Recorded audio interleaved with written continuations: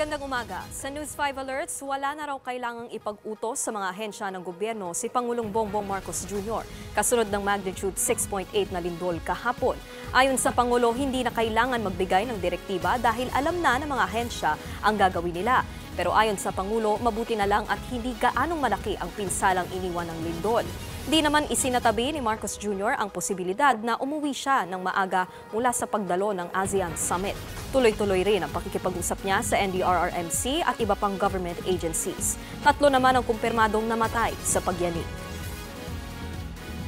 Naghahanda na ang DSWD para alalayan at bigyang ayuda ang mga nasalanta ng lindol kahapon.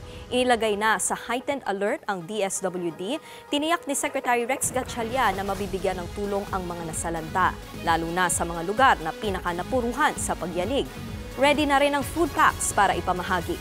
Aabot naman sa 100 milyong piso rin na Quick Response Fund ang handang gamitin ng DSWD para sa pangangailangan ng mga nasalanta. Para sa iba pang mga balita, pumunta lang sa news5.com.ph, pati na rin sa News 5 Facebook, YouTube, TikTok at X social media pages. Abangan mamaya ang Frontline Pilipinas Weekend, 5:30 ng hapon. Ako po si Nikki de Guzman. Magandang umaga.